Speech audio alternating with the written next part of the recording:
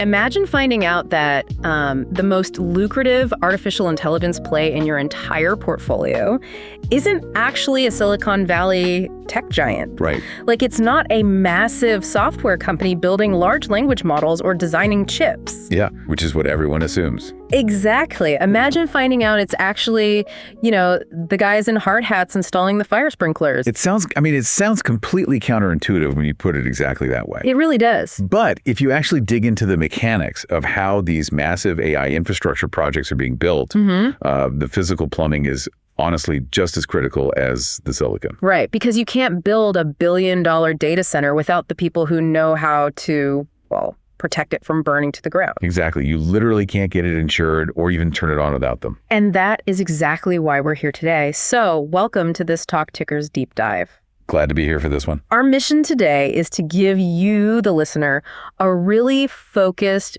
data-forward, and totally no-nonsense breakdown of corporate earnings. Cutting right through all that press release fluff. You got it. We want to figure out what's actually driving the mechanics of a business. So today, we're pointing our microscope at FirstService Corporation. Ticker symbol FSV for those tracking at home. Yep, FSV. And we are going to be unpacking their Q2 2026 earnings call. And just to set the baseline here for everyone, FirstService is this absolute giant in property management. Yeah, just massive. They do all the essential property services across North America. I mean, if you live in a managed community or like a high-rise condo, there's a huge chance they manage it. Or even if you just work in a major commercial building, right? Exactly. There is a very high probability that FirstService or, one of its dozens of subsidiary brands is managing your HOA. Or fixing your commercial roof, or inspecting your fire alarms. Right, or mitigating water damage in your basement.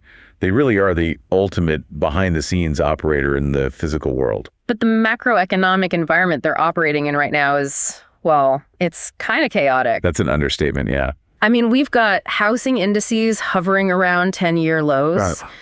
We've got inflation that has just left a massive lingering hangover on labor and material costs. Oh, absolutely. And commercial real estate is in this weird, prolonged state of limbo. Yeah, it really is.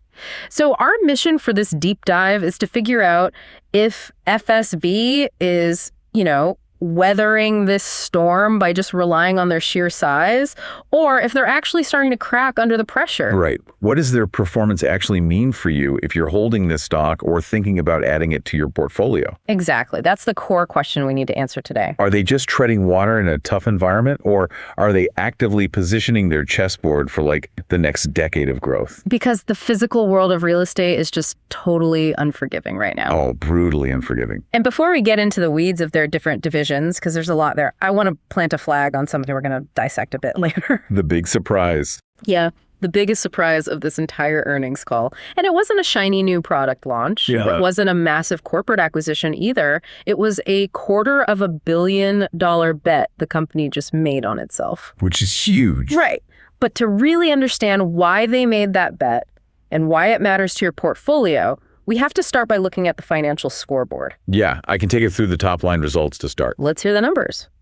So for the second quarter of 2026, FirstService reported total revenue of $1.45 billion. Okay, $1.45 billion. Yep, and that is a 2% increase compared to the prior year. Just 2%. Just 2%. And moving down the income statement, their adjusted earnings per share, their EPS, came in at $1.75. Which is also, wait, let me guess, a 2% increase. You guess it, also up exactly 2% from the prior year. Got it. And finally, their adjusted EBITDA was $161.7 million, which is up 3% year over year. Okay, I'm going to throw a massive red flag right out of the gate here. I figured you would. 2% revenue growth, 2% EPS growth, 3% EBITDA growth. Right. It doesn't sound thrilling. Thrilling. If I'm looking at my portfolio right now, I can get higher yields practically hiding my cash in a basic money market account, That's technically true, yeah. 2% growth sounds incredibly boring. In fact, it kind of sounds like they are stalling out. I hear you. So why on earth should an investor care about a stock that is barely outpacing a standard savings account? It's a completely fair challenge. I mean, if you just glance at the top line revenue, 2% looks incredibly sluggish. It really does. But you can't view these numbers in a vacuum. You just can't. What do you mean? You have to look at them against the economic gravity they are currently fighting. Okay, the macro headwinds. Exactly. This isn't a company stalling out. This is what a highly defensive win looks like in a turbulent economy. Defend that for me, though. How is barely moving the needle at 2% a win? Because of what happened to their margins. Ah. This is where we strip away all the Wall Street jargon and look at the actual efficiency of the machine itself. Right. In Q2, FirstService reported that their consolidated EBITDA margin actually expanded by 10 basis points, bringing it to 11.2%. Okay, now 10 basis points is literally just 1/10 of 1%. Yeah. It sounds microscopic. It does sound tiny. But think about the operating environment over the last 2 years. You mean the crazy inflation on literally everything? Exactly. The cost of raw materials, shingles, drywall, copper piping, fleet vehicles, it is all skyrocketed. Oh, the cost of trucks alone for their service fleets must be insane. It is. And more importantly, the cost of labor. The technicians, the property managers, the roofers.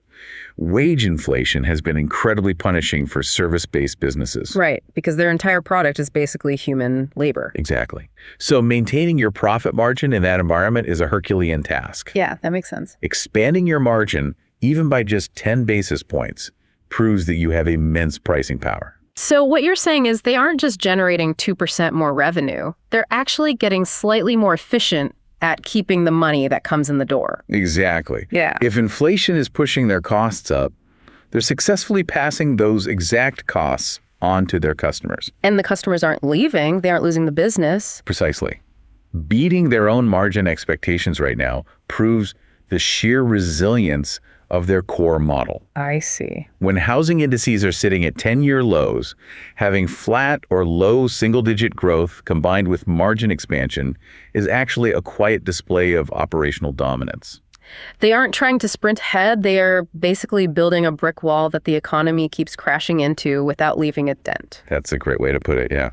Let me push you on the metric there, too, while we're on the financials. Sure, go ahead.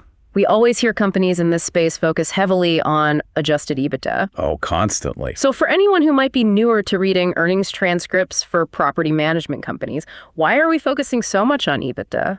Right, earnings before interest, taxes, depreciation, and amortization. That. Instead of just looking at standard net income, is it just a vanity metric to make the numbers look better? In some industries, yes, I'd agree EBITDA can absolutely be a vanity metric. Like tech startups burning cash. Exactly. Yep. But for a company like FirstService, it's actually the most accurate way to understand the cash the business is actually printing. Why is that? Because FirstService is what we call a roll-up company. Right, they acquire everything. Yeah, over the last decade, they've acquired dozens, if not hundreds, of smaller property management and service companies. The local mom and pop shops? Like the local roofing company down the street or the regional fire inspection team? Right.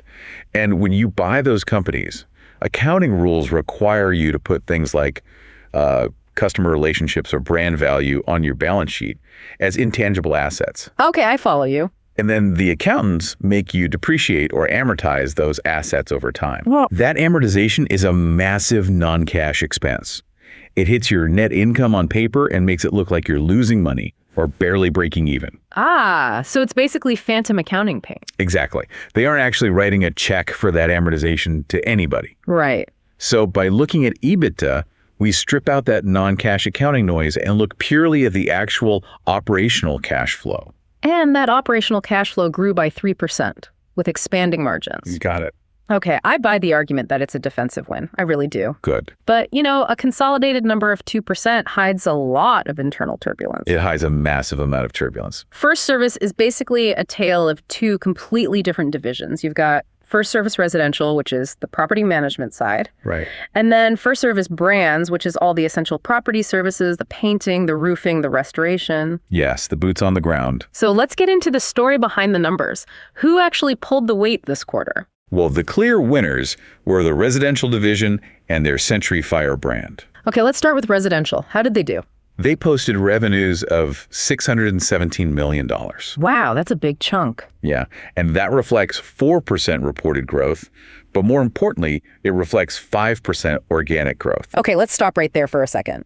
The difference between reported growth and organic growth. Yeah. Usually it's the other way around. Almost always. Usually a company brags about a high reported growth number because they bought like 3 companies that quarter to artificially inflate their revenue. Right. While their organic growth, the actual health of the businesses they already own, is totally flat. Exactly. So why is FirstService's organic growth actually higher than their reported growth? It basically comes down to a strategic divestiture. They sold something off. They did. Early in the quarter, FirstService actually sold off its residential pool maintenance accounts. They intentionally shed revenue. Wait, why would a property management giant get out of the residential pool business? That seems like a staple of property maintenance, especially in places like Florida or California. It is a staple, but it's incredibly inefficient at the residential scale. Inefficient how? Well, management explicitly stated they wanted to focus exclusively on commercial pool maintenance and management moving forward. Okay. If you think about the mechanics of residential pool cleaning, it's highly fragmented and requires massive logistical overhead. I guess that's true. Think about it. You are paying a technician to drive a truck to 50 different suburban backyards in a single week to service 50 small individual pools. Oh, wow. Yeah, the driving time. Exactly. The windshield time, the time your employee spends just sitting in traffic, driving between jobs, it eats your margins alive. So the route density is just terrible. Terrible. Compare that to a commercial pool. Like what? Like a massive hotel pool, a sprawling HOA community center pool, or a municipal aquatic center. Right. Go drive the truck once, you park it for the entire day. Oh, I see. And the ticket size for the chemicals, the labor, and the specialized equipment is exponentially higher. That makes total sense. Yeah. By selling off those residential accounts, they intentionally took a small hit to their reported revenue, but they dramatically improved the efficiency and the margin profile of the whole division. That's actually a brilliant efficiency play. They traded low-quality revenue for higher margins. Exactly what they did. So the residential core, managing the actual HOA communities and high-rises grew by 5% organically. It did, and that core generated $69 million in EBITDA, which is a 6% increase on its own. Oh. And their margin in this division expanded by 20 basis points to 11.2%. So it's humming along nicely. Very nicely. As their CFO, Jeremy Rakusin, pointed out on the call, property management is a business with a lot of variable costs, but it is performing right down the fairway right now. No major surprises. Nope. They are winning new contracts, and they're seeing really strong labor-related service demand within the communities they already manage. It's just the ultimate sticky business, isn't it? Very sticky. Once an HOA hires a management company, the switching costs, just the sheer administrative headache of changing vendors is so high that they rarely leave unless the service is just catastrophic. Right. No volunteer HOA board wants to go through a vendor change if they don't have to. Exactly. So residential is steady as a rock. But you mentioned the other big winner was Century Fire. Yes, it was. And this is where the transcript gets genuinely fascinating to me. Century Fire was the absolute standout of the quarter. No question. Tell me the numbers. They were up over 10% versus the prior year. Wow, double digits. Yeah, and that was supported by high single-digit organic growth in both sprinkler and alarm installations. And here's the detail that just jumped off the page for me. I think I know which one you mean. The CEO, Scott Patterson, casually drops this data point during the call. Yeah. He says approximately 15% of Century Fire's entire backlog is currently tied to data center projects. It's a phenomenal metric. It really is. And it completely changes how you have to view this segment of their business moving forward. Think about what's happening in the broader market right now. The AI craze. Exactly. Every single day, we're talking about the AI boom. NVIDIA, Microsoft, Amazon, Google, they're spending tens of billions of dollars building massive data centers. Just massive physical footprints. Oh, right, just to house the GPUs required for artificial intelligence computing. And a lot of investors are aggressively hunting for the picks and shovels plays. They want the secondary winners. They want the companies that are building the infrastructure for the AI gold rush. And FirstService is quietly riding the curtails of the AI tech boom, but they are doing it as a property services company. It's genius. Because you literally cannot run a multi-billion-dollar data center without state-of-the-art fire suppression. And that engineering is incredibly complex, by the way. I would imagine so. You can't just install a standard water sprinkler system in a room filled with hundreds of millions of dollars worth of sensitive server racks. Oh, right. Because if a standard sprinkler goes off, the water damage to the GPUs would be infinitely more catastrophic than a small, localized fire. Exactly. You destroy the very thing you're trying to protect. Right. So how does Century Fire actually handle that? Do they use foam or something? No, they specialize in what's known as clean agent fire suppression systems and pre-action sprinklers. Clean agents. What does that mean? Clean agents use specialized gases, things like FM200 or Novec 1230. Okay. These gases instantly deploy to extinguish a fire by removing heat or breaking the chemical chain reaction of the fire itself. But they don't get the equipment wet. Exactly. They leave absolutely zero residue. The servers stay dry, the hardware isn't destroyed, and the system can literally be back online almost immediately. That is incredible. But designing and installing those systems requires highly specialized, incredibly technical engineering. And the fact that Century Fire has captured 15% of their backlog in this specific niche shows they have the technical chops to win the absolute highest tier commercial contracts. Without a doubt. They aren't just putting sprinklers in a suburban strip mall. They are protecting the infrastructure of the AI revolution. It's the ultimate Trojan horse into the tech boom. It really is. And they're actively deploying capital to expand this footprint too. They announced 2 key acquisitions during the quarter for this division. Who did they buy? Titan Fire Protection, based in Tampa, Florida, and GSC Fire and Security, based in Austin, Texas. Tampa and Austin. Yep. Which happen to be 2 of the fastest growing commercial real estate markets in the country over the last 5 years. Exactly. It's very targeted. Now, Titan is heavily focused on sprinkler installation for commercial customers. Okay. While GSC over in Texas is more focused on alarm installation and service. Okay, walk me through the strategy there. Why buy one sprinkler company and one alarm company in completely different states? It's textbook cross-selling mechanics. And FirstService is brilliant at this. Okay, how so? When they buy a company like Titan in Tampa, they generally keep the local management team in place. Right, keep the founders happy. The local founders keep running the day-to-day operations because they have the local relationships with the city inspectors and the building owners. Makes sense. But now, Century Fire can partner with them to offer a full suite of services. Ah, I see. If Titan previously only installed the pipes and the sprinkler heads, they had to outsource the alarm monitoring to a third party. Right. Now, FirstService can bring in the alarm side of the business to those exact same clients. You deepen the wallet share per customer. Exactly. You already have the relationship with the building owner. You're already in the building doing the mandatory annual sprinkler inspections. So you just offer them a bundle. Right. It's an incredibly easy pivot to say, hey, we can also monitor your fire alarms, handle your emergency lighting, and manage your extinguishers. Oh, that's smart. It turns a one-off installation project into a decades-long recurring revenue stream. Because it's mandated by law. Exactly. Yeah. Driven by strict municipal fire codes. It's practically recession-proof because the fire marshal doesn't care if the economy is in a downturn. Right, you still have to test your systems or they shut your building down. Exactly. So property management is chugging along with steady growth, and fire protection is practically blazing hot with data center contracts and these strategic acquisitions. Blazing hot. Good pun. Thank you. But obviously, since the overall growth was only 2%, somebody in the FirstService brand's portfolio had to be violently dragging the numbers down. Yeah. That's the math, and this is where we have to pivot to the losers of the quarter. Let's hear the bad news.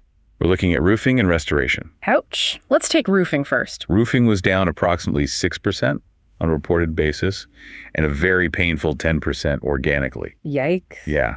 Management cited market weakness and project delays. 10% down organically is a heavy, heavy hit. That's not a rounding error? No, it's a structural hit. What about restoration? Restoration was also down slightly. Their 2 main brands in this space are Paul Davis and First Onsite. Okay, I know those names. And management blamed the slight dip on a weakened pipeline of projects that actually originated from, and get this, mild weather conditions way back in the 4th quarter of 2025. Okay, I have to throw another red flag here. Go for it. Blaming the weather is quite literally the oldest corporate excuse in the book. It really is a classic. Oh, it rained too much, so foot traffic was down at our stores. Or, oh, it was a warm winter, so no one bought our coats. Yep. Are they deflecting from massive operational failures here, or is this a real structural reality of the restoration business? Look, it's a totally natural reaction to be skeptical when a CEO blames the weather for missing numbers. Right. But to understand why it's a completely valid explanation in this specific context, we have to look at the actual mechanics of the property restoration industry. Okay, break it down. Restoration is entirely a reactive business. If there are no deep freezes in December to cause burst pipes, Right. or if there are no localized windstorms in November to rip the siding off commercial buildings, the pipeline of work simply doesn't exist. You can't market your way into a flood cleanup if there hasn't been a flood. Sure, I get that. But they are blaming weather from late 2025 for a revenue miss in the second quarter of 2026. I know, it sounds weird. That's a massive gap in time, like 6 months later. That time lag is the critical nuance of the industry, though. How so? There is a massive administrative tail to these projects. Let's say a commercial building has a major water loss event in December. Okay, a pipe bursts. Right, a pipe bursts on the top floor and floods 10 stories of office space. Paul Davis, or First Onsite, doesn't just show up the next morning with some fans, dry it out, and hand the client a bill for $1 million by Friday. Okay, walk me through the timeline of that claim then. First is the emergency mitigation, stopping the water, tearing out the wet drywall so you prevent mold. That part happens quickly. Right, within days. But then comes the bureaucracy. The insurance. Exactly. You have to send estimators to scope the total damage. Yeah. Then you have to submit that scope to a commercial insurance carrier. Which takes forever. Right. The carrier sends their own adjusters, who inevitably argue over the cost of materials and labor. That negotiation alone can take weeks or months. Wow. Okay. And once the budget is finally approved, you have to get local municipal permits for the reconstruction. More waiting. Then you have to order specialized materials, schedule the subcontractors, and actually do the physical rebuild. So a burst pipe in December doesn't actually turn into recognized booked revenue for the reconstruction phase until, what, April or May? Exactly.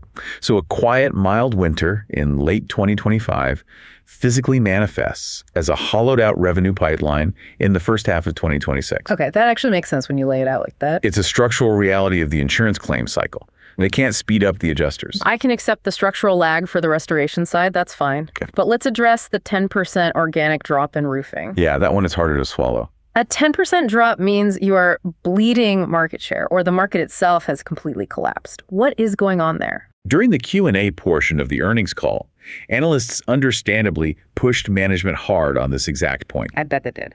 And what the CEO revealed is that this isn't a nationwide collapse of the roofing industry. It's not. No, the pain is intensely acute and highly localized in two specific markets, Las Vegas and Southwest Florida. Huh.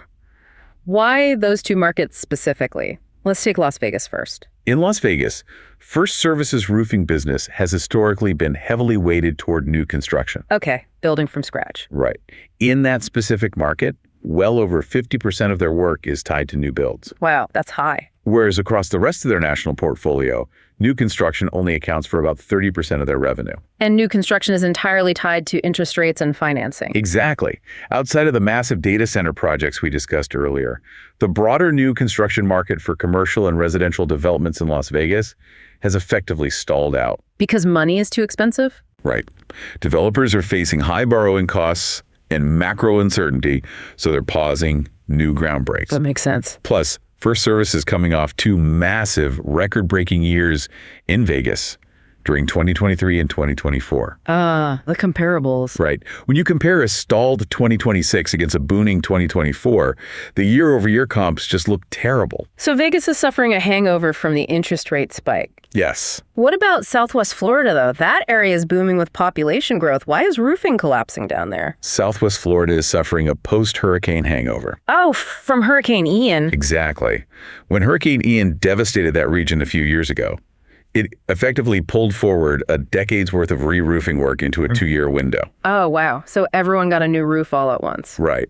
FirstService benefited massively at the time. Their revenue skyrocketed as they helped rebuild the coast. Sure. But because of that massive sudden surge in demand, an absolute army of out-of-state roofing contractors flooded into Florida to chase the insurance money. The classic storm chasers. Yep.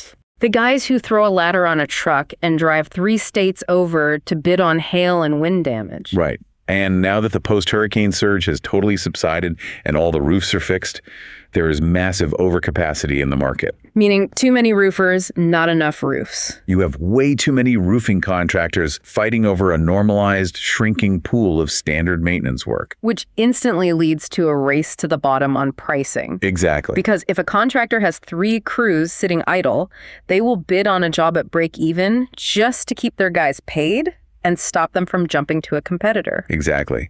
And this brings us to the most crucial point regarding FirstService's management strategy right now. What's that? Scott Patterson noted that they intentionally walked away from a significant amount of roofing work in Florida because the pricing was, in his words, beyond our comfort level. That's fascinating. Let's pause and really think about the mechanics of what that means on the ground. It's a huge decision. Because as a retail investor, you see a headline that says roofing down 10%, and your immediate instinct is to panic and sell. Naturally. But what you just described is an incredible display of corporate discipline. It really is. It is so easy for a regional branch manager to just slash their prices to win bids. They want their bonuses. Right. They want to keep their crews busy. They want to hit their top-line revenue targets. Yeah. But taking on bad, low-margin contracts is exactly how a service company destroys itself from the inside out. I completely agree. It is a hallmark of a mature, disciplined management team. They didn't take the bait. No. They know that the Florida roofing market will eventually normalize. The fly-by-night operators who are bidding at break-even will eventually go out of business or leave the state. Because they can't survive the cash flow crunch when an insurance claim inevitably gets delayed. Exactly. The capacity will shrink, and pricing power will return to the established, capitalized players. So FirstService is willing to take the short-term revenue hit. Yes. Face the analysts on the earnings call and accept a 10% drop, all to protect the long-term integrity of their profit margins. It takes nerves of steel to let your revenue fall to protect your margins, honestly. It really does. So we have the steady winners with residential and fire, and we have the cyclical, temporary losers with roofing and restoration. That's the summary, yeah. But as I was reading through the transcript, I noticed management is aggressively trying to bridge the gap between these different divisions. Yes, they are. What is this new cross-selling initiative they launched? It's an initiative called Resilience First. Resilience First, okay. And it is a concerted structural effort to cross-sell their FirstService residential management services with their restoration and roofing brands. How so? Well, the explicit goal of the program is to reduce the frequency and the severity of water loss events in the condo and HOA communities they already manage. How does that actually work mechanically? Like, what does it look like for a resident living in one of these buildings? It involves a lot of proactive intervention. Such as? It includes complimentary physical inspections by the first on-site restoration teams, advanced training for the on-site property managers, education for the HOA boards, and really intensive storm preparation protocols. So a lot of preventative work. Right. For example, they are pushing education for residents on something as simple as locating and turning off their main water shutoff valves before they leave for a winter vacation. It sounds so simple, but it makes a huge difference. And they're also providing these communities with access to proprietary smart leak detection sensor programs. Let me use an analogy here. This sounds exactly like a health insurance company pushing preventative health care. That's a great comparison. Paying for a member's gym membership and blood pressure medicine is a lot cheaper than paying for their quadruple bypass surgery down the road. Right. This is basically preventative health care, but for multi-story apartment buildings. That's a perfect way to conceptualize it. Think about the mechanics of a disaster in a high-rise condo. The biggest nightmare isn't just one pipe breaking and ruining some baseboards on the ground floor. No, not at all. The nightmare is a supply line on a washing machine breaking on the 6th floor while the owner is in Europe for 3 weeks. Yes. The water runs continuously, seeping down through the floorboards, destroying the ceilings, drywall, and hardwood floors of the units on the 5th, 4th, 3rd, and 2nd floors. It's a cascade effect. Exactly. A single broken pipe turns into a multi-million-dollar catastrophic loss. Which happens all the time, by the way. Right. So if FirstService can install cheap leak detection sensors that automatically shut off the water main, or if they just educate the owners on preventative maintenance, they save the entire community from a catastrophic disruption. And in doing so, they strike directly at the biggest pain point for HOAs right now. Which is? Insurance premiums. Oh, of course. Commercial property insurance for multifamily buildings is skyrocketing across the country, particularly in coastal states like Florida and California. Because of all the claims. Right. If FirstService can prove to the insurance carriers that their buildings have fewer claims because of this Resilience First program, they can negotiate lower premiums for their communities. Well, wait a second. Let's think about the incentives here. Okay. Doesn't that directly hurt FirstService's own restoration business? You'd think so initially. Yeah. I mean, if they successfully prevent the flood from happening in the first place, their sister company, Paul Davis or First Onsite, doesn't get to bill the insurance company for a massive multi-million-dollar cleanup. Right. They're essentially cannibalizing their own potential revenue. It definitely looks like cannibalization on the surface, but it's actually a brilliant trade-off in ecosystem lock-in. Explain that. Yes, they might prevent a localized claim for their restoration wing, but it makes the FirstService residential management contract incredibly sticky. Sticky meaning the client will never leave. Exactly. If you are sitting on an HOA board and you know that FirstService is actively keeping your massive insurance premiums in check through this proprietary program, You're not going anywhere. you are never going to fire them to save a few pennies with a cheaper local management company. It completely differentiates them from every other property manager bidding for the contract. And here's the kicker. Natural disasters still happen. Right.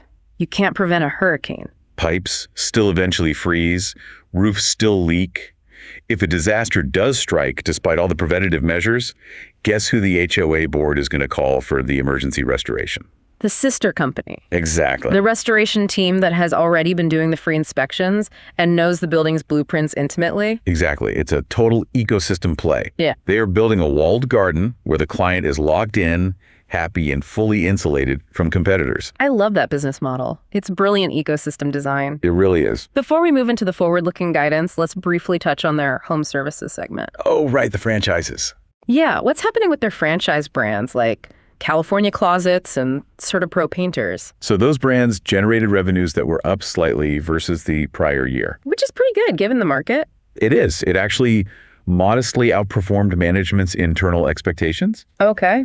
But it's important to remember that these specific brands are heavily tied to the consumer housing market and general consumer sentiment. Right. People remodel their closets or paint their exteriors when they buy a new house or when they feel wealthy and confident about the economy. Exactly. And right now, the existing home sales market is basically frozen in amber. Completely frozen. No one wants to sell their house and give up the 3% mortgage rate they locked in a few years ago just to go buy a new house at 7%. Nobody. Housing turnover is dead. Which means the natural catalyst for home improvement spending is gone. Exactly.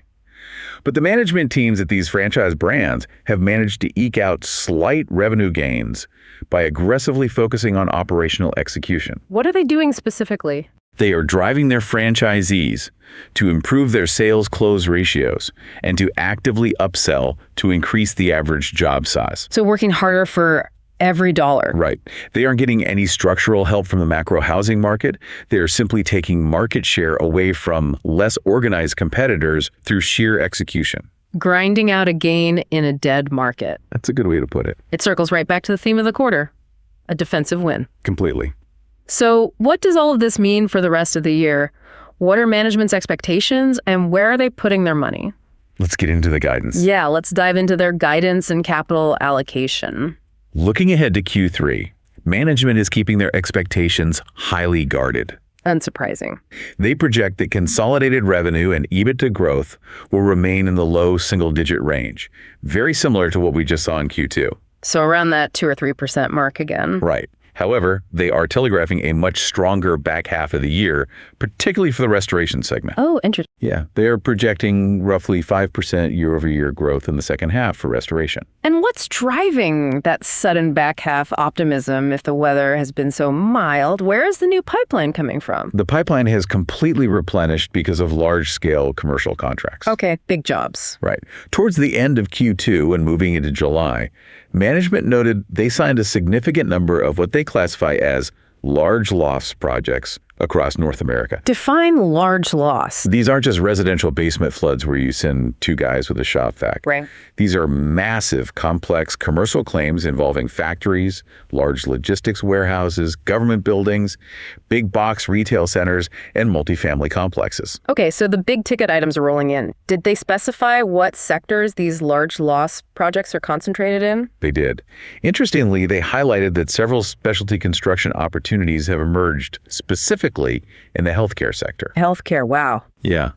FirstService has built teams with highly specialized certifications and training for mitigation and construction in sensitive healthcare environments. Let's unpack the mechanics of that, because working in a hospital isn't like working in an office building. No, not at all. If there's a flood in a hospital wing, you can't just send a standard drywall crew in there with hammers and saws. No, you'd get shut down instantly. You have patients with compromised immune systems literally one floor down. Exactly. You have to manage negative air pressure to keep dust from traveling through the HVAC. You have strict infection control protocols. You have to use HEPA filtration exhaust systems. Exactly. The compliance standards, often referred to as ICRA infection control risk assessment, are incredibly rigid. I can imagine. If a standard contractor violates those protocols, the liability is astronomical. So the barriers to entry are huge. Huge. Because FirstService has invested the time and capital to acquire those specialized healthcare certifications, they essentially have a massive economic moat. Right. When a hospital suffers a water loss, the facility manager doesn't go to the yellow pages. They call the pre-certified national vendor. It's a monopoly built on compliance. I love that. It's very smart. So the operational guidance is cautious for Q3, but ramping up later in the year. Correct. Now, let's shift to the absolute most aggressive move of the entire quarter. The buyback. The move that really caught my eye. The capital allocation. The big flex. This is where the financial engineering gets really interesting for shareholders. Tell me about it. During the second quarter, FirstService executed a massive share repurchase program. Bass is right. They bought back more than 1.8 million of their own shares on the open market for a total cost of approximately $250 million. Wow. And the average repurchase price was $135.91 per share. If you are an investor, you really need to understand the magnitude of this signal. It's deafening. A $250 million stock buyback for a company of this specific size is a massive flex. It is. Management is essentially looking at the entire macroeconomic landscape. They're looking at all the potential mom and pop companies they could acquire. Right. They're looking at the broader stock market, and they are concluding our own stock is the absolute best deal out there right now. Yep. We are going to bet $250 million on ourselves. It is a phenomenal signal of internal confidence. I agree. They executed this under what's called their NCIB, or Normal Course Issuer Bid, which is simply the Canadian regulatory term for a standardized open market stock buyback program. Good to know. And what makes this $250 million bet so compelling is the strategic why behind it. Right. I'm glad you brought up the why, because this is where I really want to challenge the premise. Okay, challenge it. FirstService is historically known as a serial acquirer. Very true. Their entire growth engine for the last decade has been a roll-up strategy. They buy up independent property managers, local roofing giants, and regional fire protection companies and plug them into their corporate machine. Yep, that's their DNA. If a roll-up company suddenly pivots and spends $250 million buying its own stock instead of buying competitors, aren't they basically admitting that their core growth engine is broken? That's a great question. Has the M&A will simply run dry? It's the logical question to ask, but it completely misunderstands the current mechanics of the private M&A market. Okay, enlighten me. The CFO, Jeremy Rakusin, was remarkably candid about this dynamic on the call. What did he say? They still have a mandate to deploy growth capital. In fact, they still spent over $40 million on strategic tuck-under acquisitions in Q2. Like the ones we talked about. Right, like the Scheffer's roofing deal in Kansas City, which gives them a dominant foothold in the Midwest, and those fire protection deals in Texas and Florida we discussed earlier. So the engine isn't completely broken. Not at all. But the broader M&A pipeline is undeniably slowing down, and it's because of a massive pricing disconnect. A pricing disconnect. Why? It's all about interest rates. If the macro environment is so tough right now, shouldn't all these smaller regional companies be desperate to sell to a giant like FirstService? You would think so, but it all comes down to the bid-ask spread and the psychology of private equity. Okay, walk me through that. Over the last 5 years, a massive amount of private equity money flooded into the home services and property management space. Right. Everybody wanted a piece of home services. Exactly. PE firms bought up these mom-and-pop shops at massive multiples during the boom years of 2021 and 2022, when money was essentially free. Ah, the zero interest rate phenomenon. Exactly. These PE-backed companies experienced record profits in 2022. Yeah. But now, in 2025 and 2026, interest rates are high, growth has slowed, and their earnings have dipped. So they're worth less. Right. If those private equity owners try to sell the business to FirstService today, based on today's lower earnings, they would lock in a much lower valuation than what they paid for it a few years ago. And PE guys hate taking losses. They would essentially crystallize a massive loss for their fund. So they refuse to sell. They are holding out, hoping the market magically recovers and they can get their 2022 valuations back. Ah, the classic standoff. Yep. The sellers are clinging to 2022 boom time prices, and FirstService is looking at their books and saying, we aren't paying peak multiples for your 2026 reality. Exactly. FirstService maintains incredibly strict financial discipline. They internally target mid-teens returns on invested capital for any acquisition. Okay. If the external acquisitions are demanding exorbitant prices, and FirstService simultaneously looks at their own stock trading at a significant discount to what they believe is the intrinsic private market value of their enterprise. The math becomes obvious. Yes, it does. Buying back their own stock at $135 a share yields a mathematically superior return on capital than overpaying for a stubborn competitor. It's ruthless capital efficiency. I respect the discipline, honestly. Yeah. But it begs the next question. How did they actually pay for it? Cash and credit. $250 million doesn't just appear out of nowhere. Did they drain their operating bank accounts, or did they load up on expensive debt to fund this buyback? Let's look at the balance sheet. Yeah, because if they are borrowing at 7% to buy back stock, that's a risky game. Let's do a debt and liquidity check. This is perhaps the most reassuring part of the entire earnings transcript. Let's hear it. Even after spending $250 million on share repurchases and another $40 million on acquisitions in a single quarter, their balance sheet remains incredibly robust. Give me the leverage numbers. Their leverage, which is measured as net debt to EBITDA, did tick up. It moved from 1.5 times at the end of the first quarter to 1.8 times at the end of Q2. Okay, for anyone wondering if 1.8 times leverage is dangerous, let me put that in context. Please do. In the world of corporate finance, a leverage ratio of 1.8 is highly conservative. Very conservative. A lot of companies in cyclical industries run at 3 or 4 times without blinking. But for a company like FirstService, which is anchored by highly predictable recurring revenue from long-term property management contracts, a 1.8 ratio is practically underleveraged. It really is. Their cash flow is so stable that they could carry significantly more debt with virtually zero default risk. And management is acutely aware of that. Rakusin explicitly stated on the call that they would be entirely comfortable pushing that leverage ratio up into the mid-twos, around 2.5 times, to continue aggressively buying back stock. As long as the stock is cheap. Exactly. As long as the market valuation remains attractive. They aren't scared of little debt because the underlying machine generates so much cash. How much cash? They generated $112 million in pure operating cash flow this quarter alone. Plus, the transcript noted that they still have over $800 million in total liquidity between their cash on hand and their undrawn bank credit facilities. It's a huge cushion. They have a massive war chest sitting there, locked and loaded. They do. It gives them the ultimate strategic flexibility. Which is what you want in this macro environment. Right. If the PE firms capitulate and valuations drop, FirstService has the cash to play offense and sweep up acquisitions.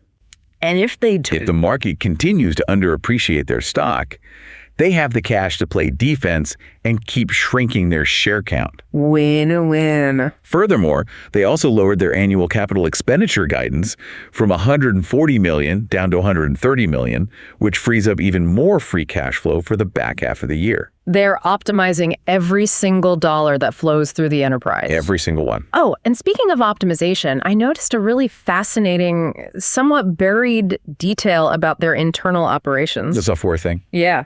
Scott Patterson mentioned an enterprise-wide financial system integration. What is happening there? Yes. They are currently in the midst of a massive multi-year project to integrate 14 different legacy operating systems into one unified enterprise-grade financial platform. 14 different operating systems. Yep, 14. That right there is the dark underbelly of being a successful roll-up company. It's the part nobody likes to talk about.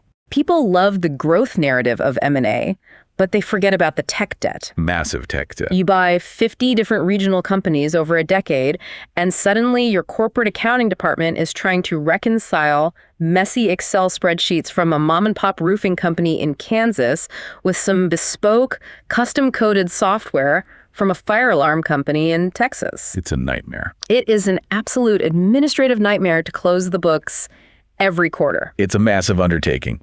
Enterprise resource planning ERP migrations are notoriously painful, expensive, and disruptive. Understatement of the year. But Patterson noted that while this integration won't drastically change their profit margins overnight, it is a foundational investment. How so? It gives corporate vastly superior real-time data visibility across the entire portfolio. Meaning they can actually see what's happening at the branch level before the quarter ends. Exactly. It improves their ability to forecast accurately. It allows them to track individual project profitability in real time rather than finding out a job lost money 3 months after it's finished. That's huge for a contractor. It allows them to manage the enterprise holistically, shifting resources dynamically between brands. It's a long-term investment in the scalability of the platform for the next decade. It's the completely unglamorous, behind-the-scenes plumbing of corporate America that ultimately determines if a machine can scale or if it collapses under its own weight. Well said. So we've walked through the turbulent macro environment, the localized pain in roofing, the structural lag in restoration, the AI data center tailwinds in fire protection, and this massive $250 million flex on capital allocation. We covered a lot of ground. It is time to synthesize this and bring it all home. Let's get to the bottom line. Yeah. When you look at all these moving parts, what is the actionable takeaway for the retail investor listening to this breakdown right now? Synthesizing everything we've just discussed into a single verdict. We view FirstService FSV as a highly confident hold with a heavily bullish long-term tilt. A confident hold. And the why behind that verdict is crucial here. It is. Because the near-term macroeconomic environment is undeniably messy. Very messy. You have consumer housing indices at 10-year lows, which freezes their home services brands. Right. You have ultra-competitive pricing in the Florida roofing market due to post-hurricane overcapacity. Yep. And you have the delayed revenue cycle in restoration due to mild weather last year. All real headwinds. Those factors act as gravity. They are going to limit any explosive double-digit top-line revenue growth for the next quarter or two. Right. If you were looking for a highly volatile tech stock that's going to double in the next 3 months, FirstService is not your play. Not at all. The macro headwinds are real, and management completely acknowledges them. But if you look under the hood at the mechanics of the business, their baseline is rock solid. Absolutely rock solid. The FirstService Residential Property Management Division is churning out 5% organic growth and expanding margins like clockwork, acting as the anchor for the entire enterprise. That's the cash cow. Century Fire is actively capitalizing on high-end commercial and data center demand, embedding themselves into the AI infrastructure boom. The Trojan horse. And most importantly, management is intentionally maintaining strict pricing discipline by walking away from bad roofing contracts, choosing long-term margin health over short-term revenue vanity. And crucially, if you currently hold the stock, management has basically engineered a floor under the share price. How so? By authorizing and aggressively executing that $250 million buyback, they are signaling to the broader market that any temporary dip in the stock price will be met with relentless corporate buying pressure. That's a great... They have the 1.8 times fortress balance sheet, the $800 million in liquidity, and the $112 million in quarterly cash flow to ruthlessly defend their valuation. It truly is a fortress balance sheet in a sector where many of their private equity-backed competitors are highly leveraged and actively struggling to survive the higher interest rate environment. Some of them won't survive. FirstService is positioned to take market share simply by outlasting the weaker players in places like Florida and Las Vegas. Exactly. It's a confident hold for the long term. You just let the management team compound the capital. Exactly. Let them do their jobs. Yeah. But before we wrap up this deep dive, I want to leave you with one final, totally unscripted variable to mull over.